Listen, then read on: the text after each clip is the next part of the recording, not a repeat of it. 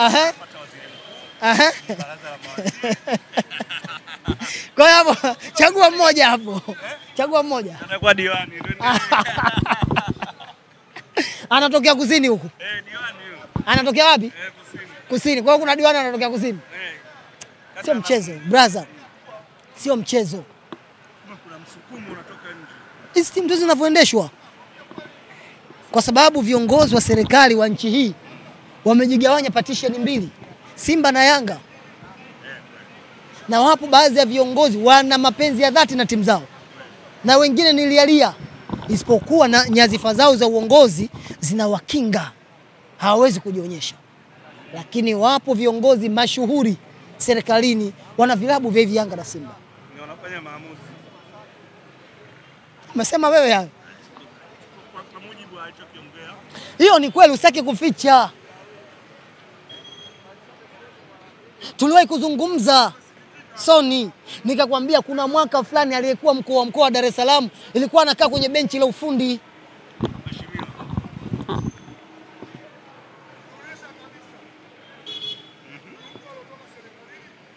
Lakini juzi kwenye mitandao ya kijamii taarifa zilionekana waziri fulani ameipongeza timu fulani kuifunga timu fulani, na akasema ilikuwa kazi nyepesi, si ndio? Lakini juzi pia tuliwahi kuona mkurugenzi sijui wa nini kutokea Zanzibar alikuja Dar es Salaam akasema hivi, nimekuja hapa lakini na kazi maalumu Zanzibar wakati wa finali. Umesahau? Haya mambo yapo. Na ndio maana nikasema mpira wa Tanzania uliundwa kwa sababu za kisiasa. Na ukitaka kujua hivyo, wachezaji wa Tanzania wameanza kulipwa 2012. Nani kakwambia? Wachezaji wa Tanzania wameanza kumiliki magari 2015 baada ya Azam kuonyesha matukio live. Wachezaji wa Tanzania wameacha kulala kwenye vitambo vya double decker, vitanda vya nini? 2018. Waulize wenyewe. Siasa inaharibu mpira wetu. Wapo kuna baadhi ya wachezaji wamepotea kutokana hawana nguvu kubwa ya kisiasa, wamepotea kwenye mpira wa miguu. Walikosa watetezi. Leo hapa naweza nikakuuliza wewe, Nchimbi yuko wapi?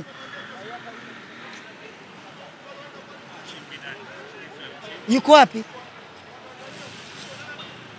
Amepotea kwa sababu nyuma yake hana nguvu kubwa ya kisiasa.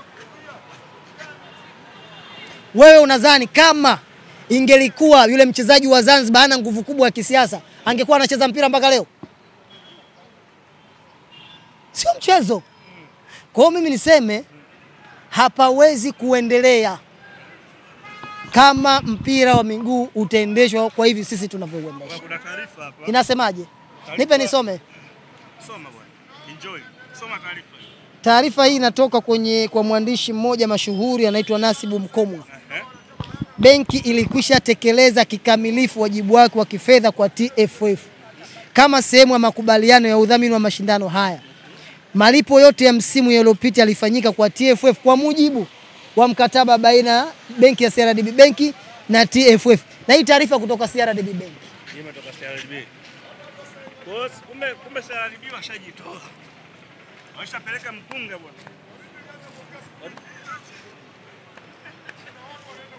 Kina mama njoni Chaumbea kaja.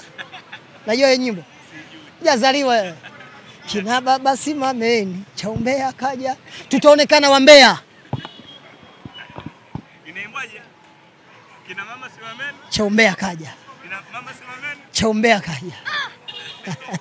CRDB washalipa hela. Imekwisha hiyo. Kumbe Yanga kusema anaonewa hapo sahihi. Sio Yanga tu. Yanga ameamua kuwasemea vilabu vingine. Lakini kuna vilabu vingi vinaonewa kwenye mpira huu. Sio Yanga tu. Kama Yanga timu kubwa inaonewa.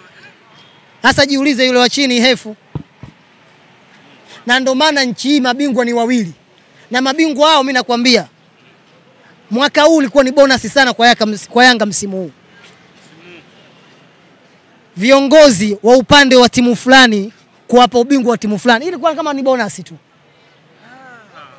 Tulishashuhudia uongozi wa Jamali Malinzi Simba hajachukua ubingwa. Kweli kabisa.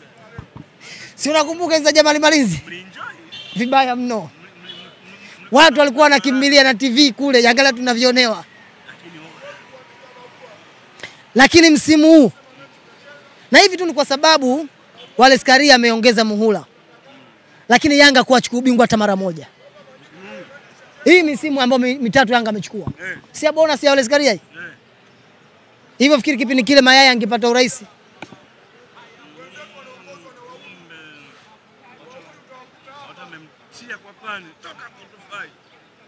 Kaambiwa hajui kusoma wala hajui kuandika. Na sasa hivi mtu kaajiriwa na serikali iko juu kule. Hapo aliambiwa hajui kusoma wala kuandika. Lakini ni kwa sababu interest za Simba na Yanga. Tukae miaka 50 tusitarajie bingwa atatoka tofauti na Yanga na Simba. Mbali na Yanga mshindi wa pili alikuwa nani kwenye ubingwa uliopita? Na kumbuka ni Azam. Yeah. Kama Yanga hajalamba mchuzi. Azam vipi? Wale mshindi wa pili anapewa mzigo. Kumbe harambi. Sijui. Anapewa hongera. Hongera tu. Na medali. Sasa unajiuliza kama mshindi wa kwanza kazulumiwa, kwa sababu hii ni dhuluma alofanywa Yanga. Ni dhuluma kabisa. Haki ya mtu imetoka apewe. Sasa unajiuliza kama Yanga kazulumiwa vipi kuhusu Azam? Na hili tunamwambia Babu Zaka. Tunasubiri nakala kwamba amelipwa au hakulipwa. Wathibitishe Azam. Nyinyi ndio washindi wa pili. Tuambieni kwenye huu mgao, maana mwenzenu wa kwanza kashasema hajalipwa. Wewe wa pili umelipwa? CRDB wameshamaliza, wameshatoa mzigo. Wamewapa Simba sote FF. Kwani viongozi wa TFF si wa Simba wale? Hapana, wale ni wa TFF. Sio wanachama wa Simba? Wanachama sina uhakika. Ngoja wewe unakataa kwamba nani Wallace Karia sio Simba? Unakataa? Nikukumbushe. Pale aliposema kwenye mashindano ya kimataifa ikicheza Simba nitavaa jezi ya Simba. Ikicheza Yanga nitavaa jezi ya Simba. Umeelewa nini hapo? Akateleza hapo. Kwa hiyo unakataa kwamba Kidau sio Simba? Sina ushahidi. Brother, 100% na kurudia tena kukwambia.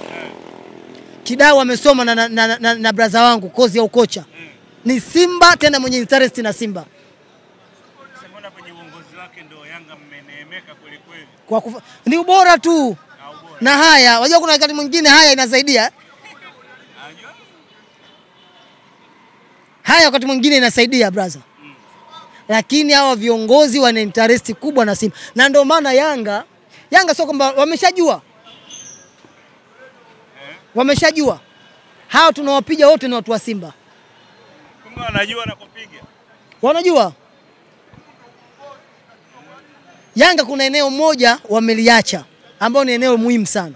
Na hili nakwambia Sony na Top 10. Yanga wana haki na sababu ya kuanza kulalamika kuhusiana na rais. Sijui umeelewa vizuri? Kwa sababu hawa wote msimamizi wao, bosi wao ni rais. Haya, mfano leo Kidau kaondoka. Mguto kaondoka. Na nani mwingine sio nani? Kasongo kaondoka. Na wote wanapangiwa maelezo kutoka wapi? Hao wengine watake kuja. Kwa hiyo Yanga pia walipaswa kupaza sauti kwa huyu.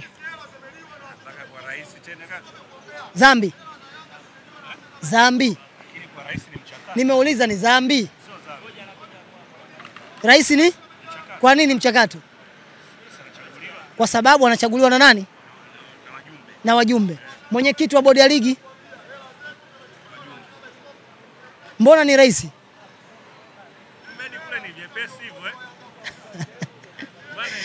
Wewe chukua tu kwamba kama ni rais kumtoa nani?